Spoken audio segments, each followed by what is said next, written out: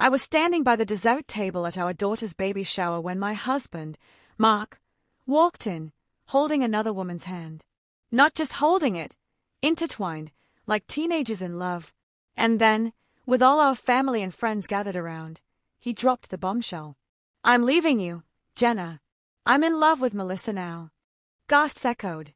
Someone dropped a plate.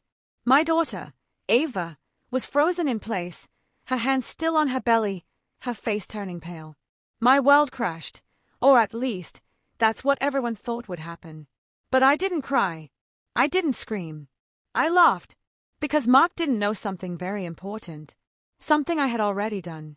And when he would find out, well, let's just say, I wouldn't be the one heartbroken. Now let me tell you how we got here. Mark and I had been married for 28 years. We got married young, straight out of college. I was a teacher, and he was just starting his business. He wasn't rich back then. We lived in a small apartment with a leaky sink and a noisy upstairs neighbor who played the trumpet at night. But we were in love, or so I thought. I supported him through everything. I picked up extra tutoring jobs while he got his business off the ground. I cooked, cleaned, helped him balance his books. I even loaned him money from my savings to pay his first employee. I wasn't just his wife. I was his teammate. When Ava was born, I paused my teaching career to raise her. I never once resented it. She was our pride and joy. Mark adored her. He used to read to her every night and made her pancakes shaped like dinosaurs every Saturday morning. But somewhere along the way, Mark changed. It was slow. So slow I didn't even notice at first. He stopped asking me about my day. He came home later and later. He started going on business trips more often, ones that didn't make sense when I checked the calendar. Once, I found perfume in his car, something I never wore. When I asked him about it, he laughed and said it was probably a client's wife or an air freshener. I believed him. Or maybe I didn't want to believe what I already knew. I told myself he was just stressed. I made his favorite meals, left notes in his suitcase when he traveled. But the distance kept growing. Then, 6 months before the baby shower, I found a message on his tablet. It popped up while I was playing music through it for Ava's visit. It was from someone named Melissa. "I can't wait until she's out of the picture. You deserve better. Red heart hash." I stayed at it, my hands shaking. He had left the tablet unlocked. Part of me thinks he wanted me to find it, so I didn't confront him. Not right away. Instead, I started documenting everything. Messages, expenses, call logs. I even talked to a lawyer in secret. But what hurt most was not that he was cheating, it was that he was pretending. Still kissing me on the cheek. Still smiling at our daughter like nothing was wrong. Still sleeping beside me at night while texting someone else. I knew I had to do something. But I also knew I had to wait for the right moment. That moment came when Ava announced her pregnancy. She was having a girl. My first grandchild. We were over the moon. Even Mark looked genuinely happy. Maybe that's why I thought, just for a second, that we'd be okay. That maybe the baby would remind him what mattered. But then, the shower came. It was held in our backyard. We had pink balloons, flower cupcakes, a table full of gifts. Everyone Ava loved was there. Her friends, my old co-workers, Mark's business partners, even her childhood best friend, Lily. That's when he did it. Right there, in front of everyone, he walked in with Melissa. She was younger, blonde, and wore a tight pink dress like she was trying to match the theme. "I'm leaving Jenna," he said, without a blink. "This is Melissa. We're together now." Ava looked at me, her mouth wide open. But instead of crying or begging, I laughed. I laughed so hard that Melissa took a step back. Everyone stared at me like I had lost my mind. But they didn't know what I knew. Because 2 weeks before the shower, I had already done something that would change everything. And when they found out, they wouldn't be the ones laughing. They'd be stunned. Want to know what I did? Well, that's where it gets even better. My hands were trembling as I watched my husband, Daniel, wrap his arms around her. Her name was Brittany, a woman at least 15 years younger than him, all fake nails and honey-sweet voice. It wasn't just the betrayal that stung, it was where he did it.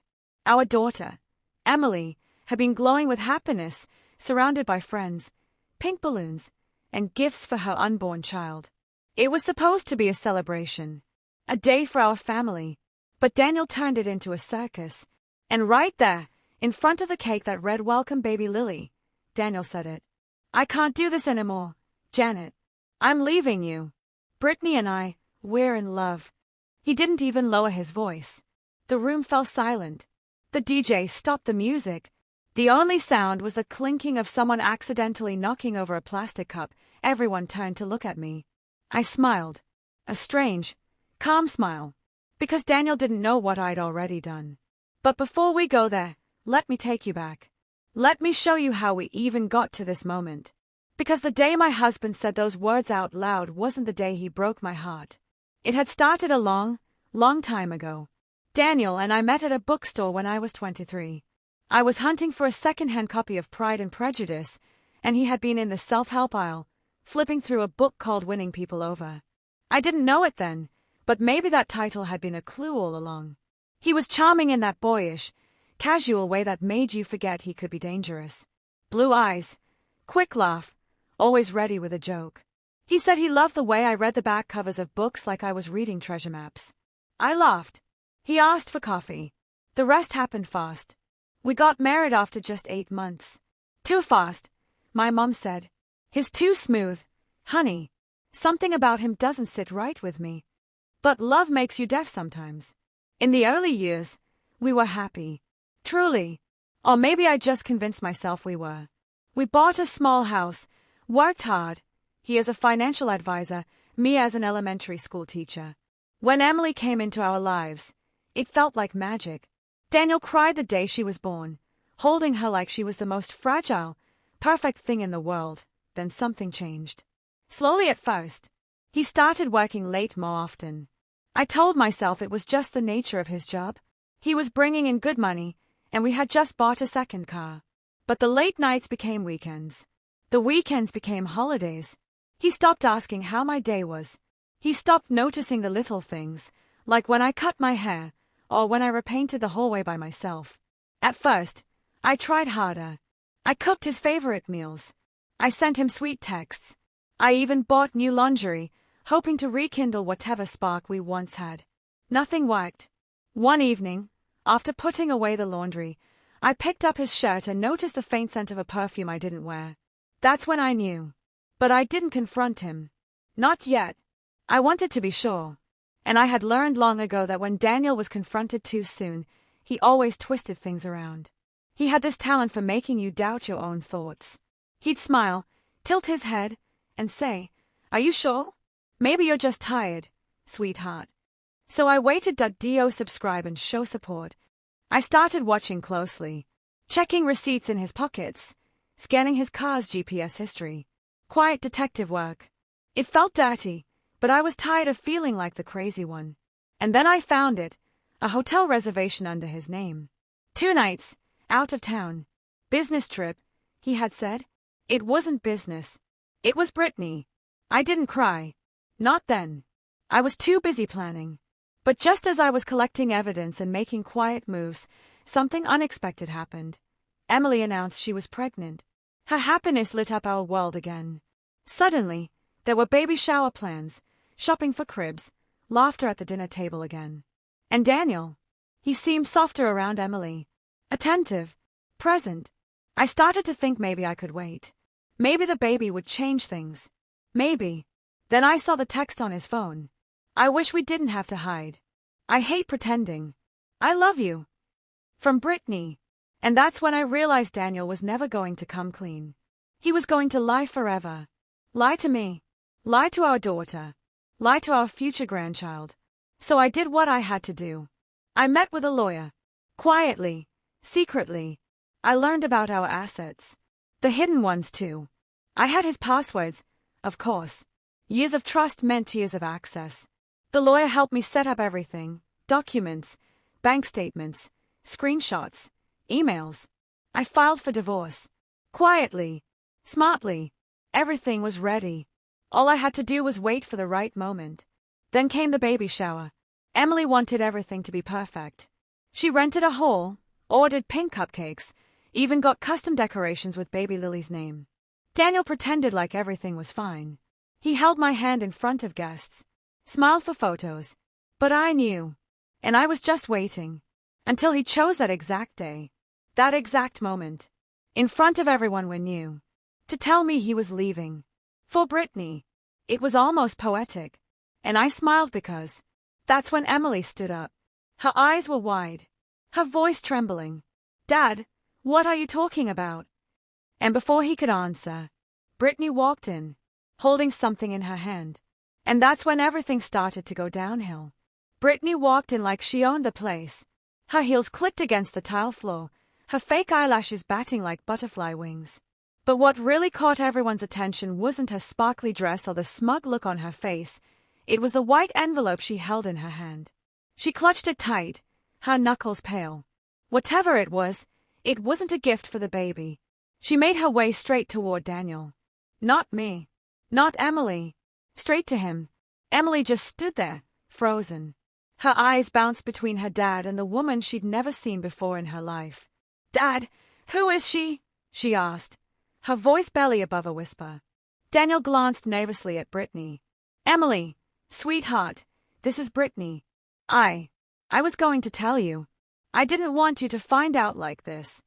The room was dead silent. Even the kids stopped playing with the balloons. My sister Carol had her mouth hanging open, and my best friend Nancy actually gasped. Then Brittany turned to me. "I know you already know," she said, looking down at the envelope and then back up at me. "But she doesn't." She nodded toward Emily. "What is that?" I asked calmly, even though I could feel my stomach doing flips. Brittany smirked. "Let's just say, Daniel didn't think I would keep everything." Daniel's eyes went wide. "What are you doing?" Emily stepped forward now, her voice sharper. "Someone tell me what's going on. Right now." Daniel reached out to Brittany, trying to grab the envelope, but she pulled it back fast. "Oh no," she snapped. "You don't get to control this anymore." Then she turned and handed the envelope to Emily. Emily looked at me first, like she wanted me to stop her from opening it. I didn't. She tore it open. Inside were printed photos, at least a dozen of them. Photos of Daniel and Brittany, at the hotel, in his car, kissing at a restaurant that was not anywhere near his business trips. And there were text messages too, dozens of screenshots. "Emily, wait!" Daniel tried to explain, but Emily took a step back, clutching her stomach. "You've been cheating on Mom." Her voice cracked. "I didn't mean for it to happen this way," Daniel said, holding his hands out like he could catch the pieces of his crumbling lie. "It was complicated. Things between your mom and me, they were never perfect." "You liar!" Emily's hands were shaking. "You lied to us for years." He looked to me for backup. I gave him none. Emily sat down suddenly. "I feel dizzy." Nancy rushed over with a bottle of water, while Carol helped fan her face. I went straight to her and knelt beside her. "It's okay, baby. I've got you. Breathe slowly, in and out." Daniel tried to come closer, but I raised a hand. "Stay where you are." He looked stunned.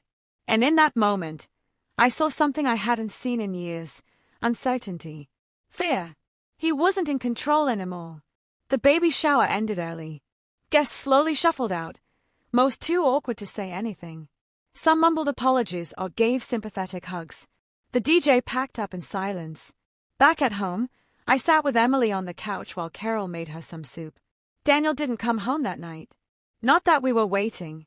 Emily held the envelope in her lap. She hadn't let go of it. "How long have you known?" she asked finally. I sighed. "A while. But I needed to be smart. I needed to protect us. Not just me, you too." She blinked fast, trying not to cry.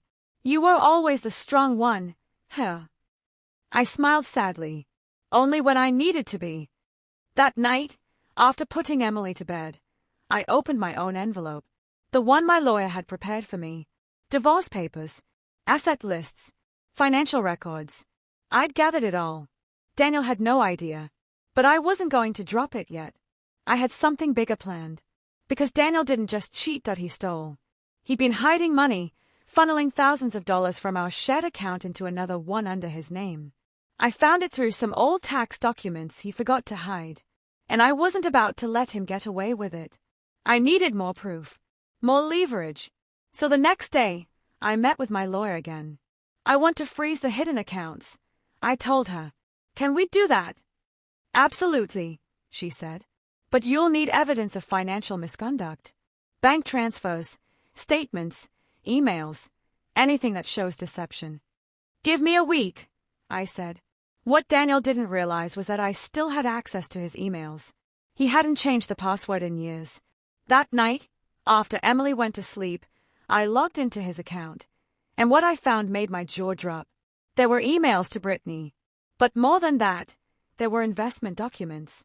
He was planning to sell our house without telling me. The house I'd built a life in. The house Emily grew up in. The house that still had pencil marks on the doorframe measuring her height. That I printed every single email. Every attachment. Every lie. My lawyer would be thrilled, but just as I was about to log out, an email popped up in real time. Subject: change of plans. It was from Brittany, and what she wrote made my blood run cold. She wasn't just his mistress. She was planning something with him. Something big and dangerous. And that's when I knew. This wasn't just about cheating. This was about revenge. Do subscribe before knowing what's gonna happen next. I read Brittany's email over and over. Change of plans, the subject said, but the body of the email. That's where things got ugly. Daniel, we need to speed this up. The buyer's ready and I told him we can close in 3 weeks. Your wife doesn't need to know. By the time she finds out, the house will be gone, and we'll be sipping wine in Miami. You promised me this, and I'm not waiting anymore. Don't screw it up. That was it. No love you. No let's be careful. Just cold, calculated betrayal. And Daniel, the man I once trusted with everything, was on board. They weren't just sneaking around. They were plotting. He was going to sell our house without my signature, illegally. Probably forging my name or using a loophole I hadn't found yet. And Brittany, she wasn't in this for love. She wanted money. Fast. I immediately called my lawyer.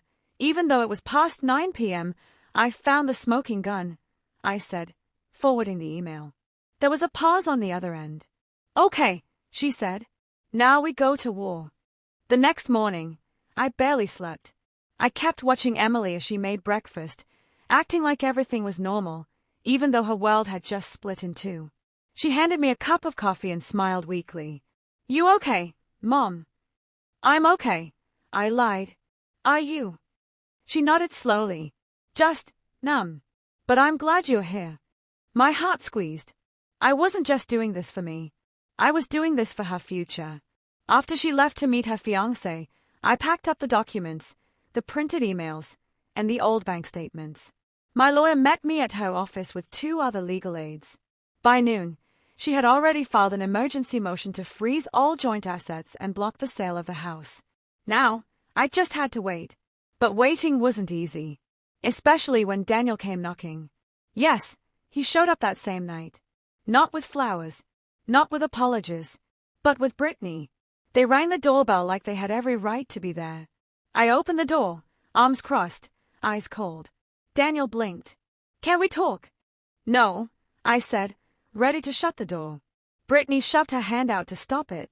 You don't own this house, you know. We do. I tilted my head, almost amused. You really believe that? Daniel rubbed the back of his neck. Look, I know you're upset, but this doesn't have to be messy. We just want what's fair. I already started the process of putting the house on the market. Oh, I know, I said, smiling. That made him flinch. What do you mean? He asked. I stepped aside and handed him a manila envelope. Inside were copies of everything. The emails, the forged papers, the emergency freeze order. His face dropped. You hacked into my email, he growled. Nope, I replied. You never changed your password, Daniel. That's not hacking. That's just stupidity. Brittany tried to grab the papers from him. This doesn't matter. You can't stop us. I leaned in close, lowering my voice. It's already done. The court froze everything. You can't sell a single brick. And if you try, they'll charge you both with fraud. Daniel's jaw tightened. Brittany looked like she was going to scream. You don't get to take everything from me, I said. Not after what you did. Then I slammed the door in their faces. I watched them from the window as they argued on the front porch. Daniel gestured wildly. Brittany stomped down the driveway and sped off in a little red car I knew he paid for. But I wasn't done. That night, I found something else in his inbox. An invoice from a consulting firm. Only it wasn't real. It was a shell company, another way Daniel had been moving money. He was laundering it. I brought it to my lawyer the next morning. Her face turned pale. This is bigger than I thought, she whispered. We're not just talking about divorce anymore. If we prove this in court, he could lose everything. And that's when I realized I had all the power now. But before I could do anything, something unexpected happened. Emily called me, her voice trembling. Mom, Dad just showed up at Michael's apartment. He's yelling. He's saying crazy stuff. I froze. Is he still there? Yes, she cried. He's scaring me. I'm coming. I grabbed my keys and ran out the door, heart pounding. When I got there, Daniel was on the front lawn, shouting at Michael, Emily's fiancé. You think you're better than me? Daniel screamed.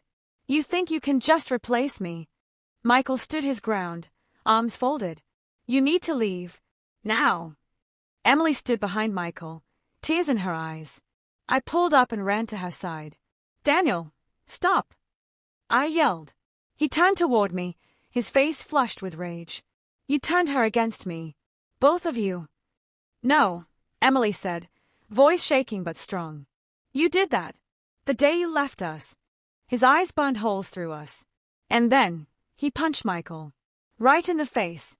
Michael stumbled back, caught off guard. Emily screamed. Neighbors came outside. And I knew Daniel had just made the biggest mistake of his life. The sound of Daniel's fist hitting Michael's face was like a gunshot in the quiet neighborhood. Emily screamed. Michael staggered backward, holding his cheek. Blood started trickling from the corner of his mouth. For a moment, everything froze. The birds stopped singing, the air stood still, and every neighbor stayed in shock. Then I snapped. Daniel, what the hell is wrong with you? I shouted, running in between him and Michael before he could swing again. Emily was already dialing 911, her fingers trembling. Daniel's face twisted with rage. He's turning her against me. You both are. You poisoned my daughter. You did that all by yourself, I said, standing firm. You don't get to punch your future son-in-law and pretend it's someone else's fault. Michael, still dazed but recovering quickly, stepped forward. Get off this property before I press charges. But it was too late. We all heard the sirens coming from the end of the street. Daniel paled. 2 police cruisers pulled up fast. Lights flashing, doors swinging open. A few officers stepped out, hands near their holsters, watching the scene unfold. One of the neighbors must have called even before Emily did. Sir, back away, one of the officers ordered, approaching Daniel. Daniel held up his hands. It was just an argument. Put your hands where I can see them. Within seconds, he was cuffed. Emily cried quietly. I put an arm around her and held her close. Michael stood tall, refusing to flinch, even with blood on his face. The police took statements. Daniel tried to lie, of course. He said Michael attacked him first. But 3 neighbors had seen it all. So had Emily. And then there was the doorbell cam footage from the apartment. Everything was recorded. As they put Daniel in the back of the police car, Brittany's little red car came screeching around the corner. She jumped out, her high heels clicking on the pavement, her face twisted with fury and confusion. What is going on? She shouted. Why is he in cuffs? I didn't say a word. I just stared at her. She stormed over. You did this. You ruined everything. No, I said softly. You did. She was about to scream again when one of the officers stepped in between us. I suggest you leave the premises. Brittany turned on her heel and stomped back to her car, but not before muttering under her breath, You'll regret this. That made me laugh a little. Because the truth was, I had nothing to regret. After the police left, and Daniel was taken to the station, we brought Michael inside to clean him up. Emily sat next to him, holding his hand like she never wanted to let go. I'm sorry, she whispered. For everything. It's not your fault, he said, giving her a soft smile. We're going to be okay. And for the first time in weeks, I believe that. The next day, Daniel called me from jail. I didn't pick up. My lawyer did. She told him we were filing for a restraining order, not just for me, but for Emily and Michael too. His outburst had turned everything in our favor. In court, he'd have zero credibility. Then came the hearing.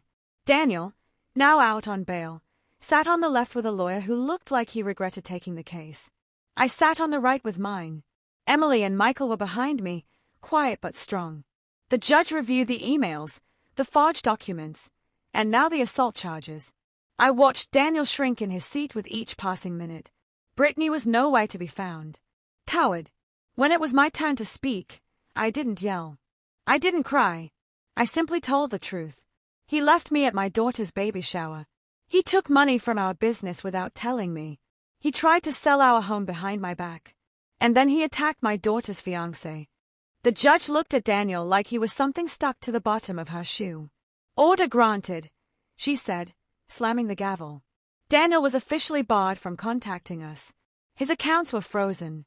He'd face criminal charges, and the court gave me full authority over all remaining joint assets until our divorce was finalized. Outside the courtroom, I didn't celebrate.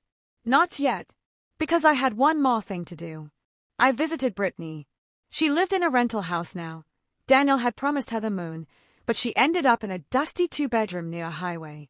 I knocked on her door, and when she opened it, her face went pale. "What are you doing here?" she hissed. "Just wanted to say thank you," I said with a smile. She blinked. "What?" "Thanks to you, I found out who Daniel really was. And now I get to rebuild. Without lies. Without pain. You actually did me a favor." She scoffed. "You're crazy." "Maybe," I said, walking away. "But at least I sleep better than you." Back home, I sat in the nursery with Emily. She was organizing tiny clothes, folding baby blankets, smiling for the first time in weeks. "I'm naming her Hope," she said suddenly. I looked up. "Hope?" I asked. "Yeah," she nodded. "Because after everything, I still have some left." I hugged her, tears welling in my eyes.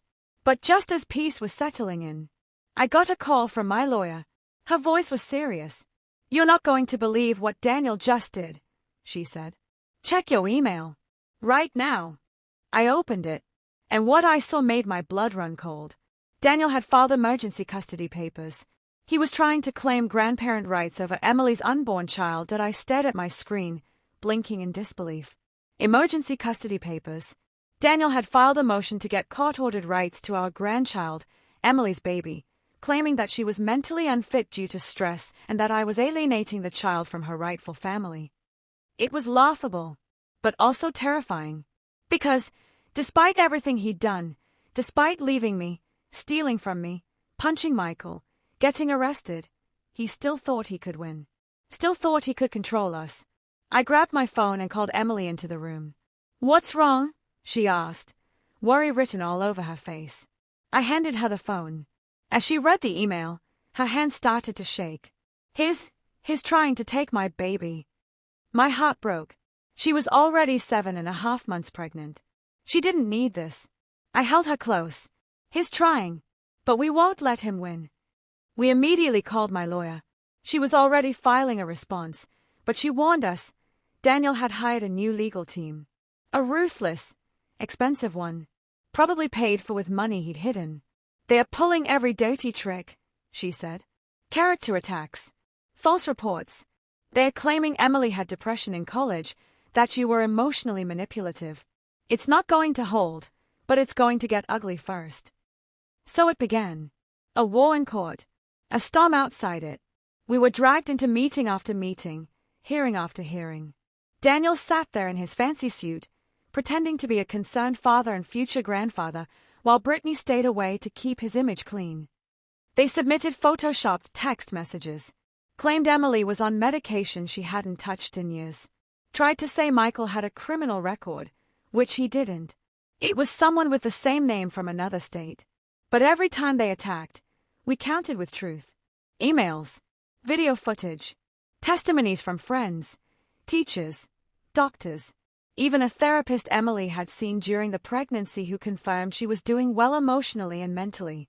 After weeks of back-and-forth battles, the judge finally called for a final hearing. It was packed. Michael was there. My lawyer, Emily, glowing but exhausted. And me, calm but ready for war. Daniel strutted in with his legal team like he was untouchable. He should have known better. The judge let everyone speak.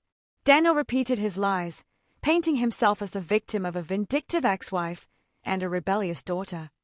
He said the baby deserved a balanced upbringing. Then Emily stood. No notes. No hesitation. She looked straight at the judge and said, "My father abandoned me on one of the most important days of my life. Then he attacked my fiancé. Then he tried to steal from my mom. Now he wants rights to a child who isn't even born yet. He doesn't want to be a grandfather. He wants control. And I'm not giving it to him." There was a silence so deep, you could have heard a pin drop. Then the judge nodded slowly. Her words were clear. Petition denied. No rights granted. No visitation.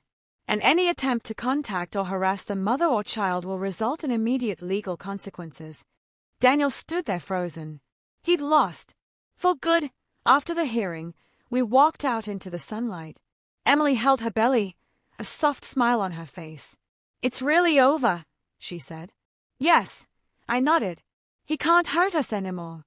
But that wasn't the end of the story. 2 months later, baby Hope was born. She was perfect. Tiny fingers, big eyes, and a cry like a song. We stood around her hospital bed, me, Emily, and Michael. Hope was surrounded by love. No chaos, no lies. I remember holding her for the first time, tears running down my cheeks, whispering, "You're safe now." Emily looked at me and said, "Mom, thank you. For fighting. For everything." I smiled. That's what moms do. A few weeks later, we got a letter in the mail. Daniel had moved out of state. No return address. Just a cold note. "You win. Keep your perfect family." I burned it. Because we were a perfect family. Not because we were without flaws, but because we stuck together, we told the truth, and we never gave up. The man who thought he could destroy us. He didn't know I'd already rebuilt everything he tried to burn. Stronger. Brighter. Freer. He left me at our daughter's baby shower for another woman. But I left with something far more powerful. A clean heart. A united family. And a future full of hope. 3 things he'll never have. Ever again. Do subscribe for more videos.